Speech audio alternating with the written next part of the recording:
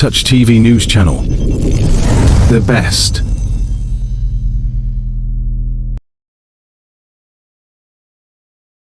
The Multimodal Transportation Stakeholder Workshop theme: Strengthening Transport Safety Standard Through Collaboration, held July 31st, 2025 at Los Angeles Event Center, Ahmadu Bello Way, Kado, Abuja, FCT. Members of the National Assembly here present, my dear Permanent Secretary, Mr. Ibrahim Kama,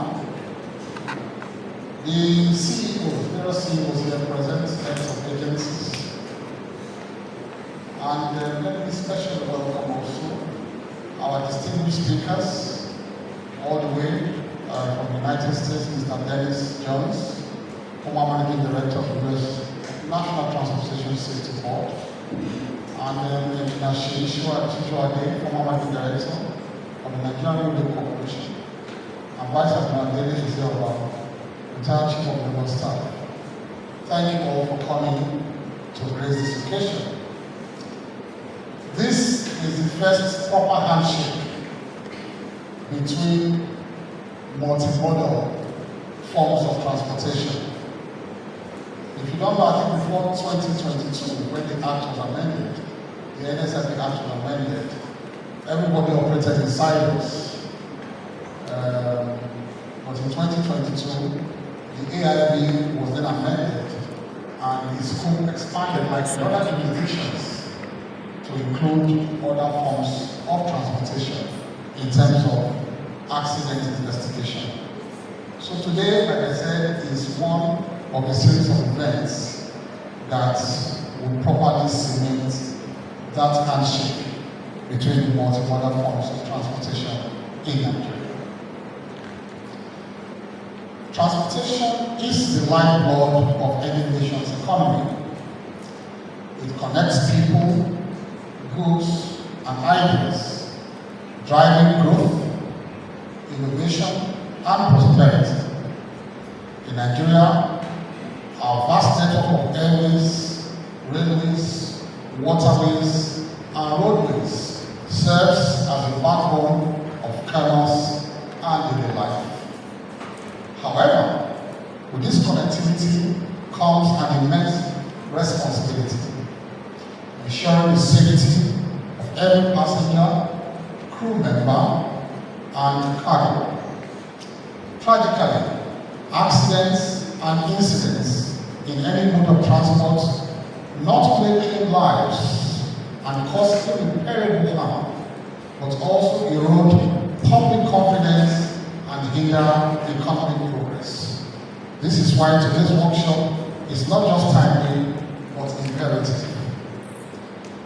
As the Minister of Aviation and Aerospace Development, I am actively aware of the unique challenges in our sector, from air traffic management to aircraft maintenance and weather-related risk.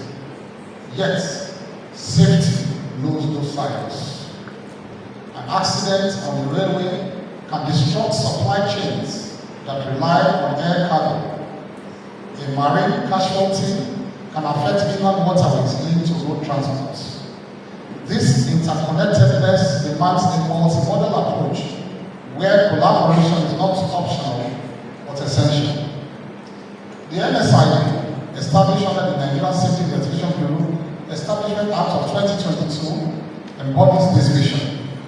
As an independent body tasked with investigating occurrences across aviation, rail, marine, and road transportation, the NSIB ensures that lessons learned from one mode inform safety enhancement in others. The draft regulations of the various modes of transport, which emphasize prevention over blame, serves as a testament to this holistic strategy. Cooperation among stakeholders is the cornerstone of effective safety management.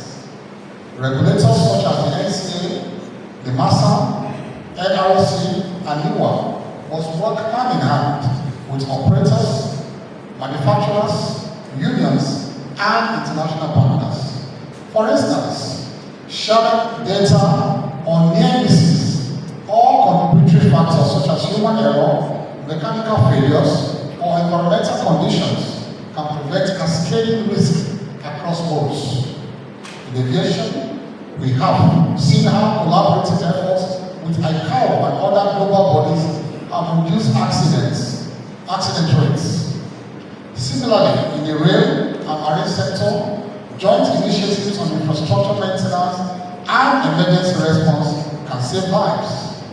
I urge all of us here today to commit to breaking down barriers, share best practices, invest in joint training programs and leverage technologies such as AI-driven predictive analytics for proactive safety measures.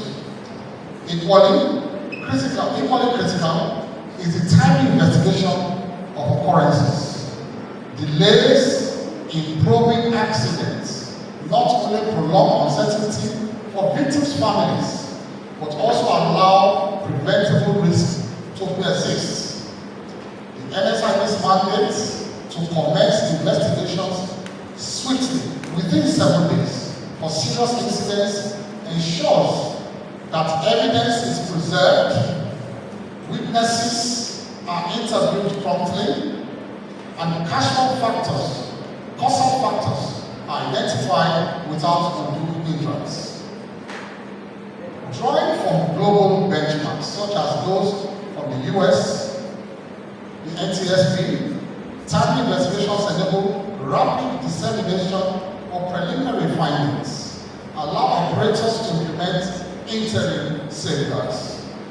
In marine safety, for example, the draft regulations stresses separation of investigations from judicial proceedings, focusing solely on prevention. This independence fosters trust and encourages reporting without fear of reprisals. But investigations alone are insufficient. Their actual value lies in adoption of safety recommendations. History teaches us that ignored lessons lead to repeated tragedies. The NSIB final reports, which will be published within 12 months for major accidents, provide actionable insights from enhanced crew training to infrastructure upgrades.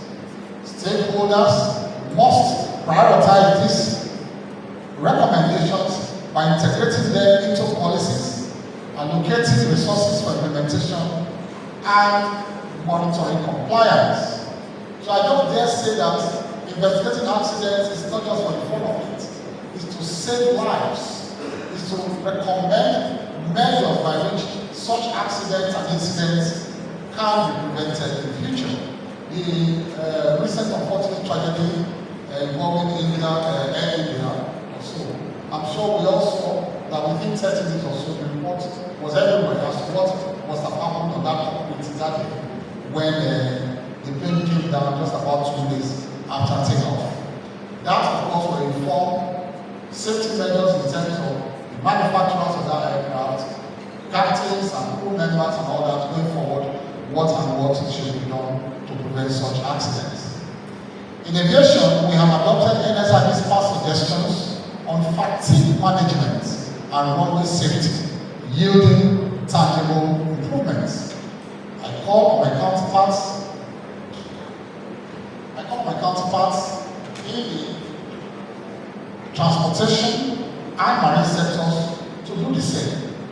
Let us establish interministerial task forces to track and enforce these recommendations, ensuring accountability at every level. Ladies and gentlemen, the path to zero accidents requires unwavering collaboration and teamwork. Let this workshop catalyze forging partnerships and that transcend traditional sector boundaries. Together, we can build resilient systems, robust air traffic controls, safer railways with advanced signals, secure marine routes with modern navigation aids and integrated emergency protocols. Our government is committed to supporting NSIB through funding, capacity building, and policy alignment. We envision a Nigeria where every journey is safe, every family reunited, and our economy thrives on the wheels of secure transportation. In closing, I would like to thank the NSIU once again for providing this platform and wish all participants fruitful deliberations. I thank Alex Bade, my DG, for this wonderful workshop he has put together. May our collective efforts yield a safer tomorrow for all Nigerians. God bless you, and God bless the Federal Republic.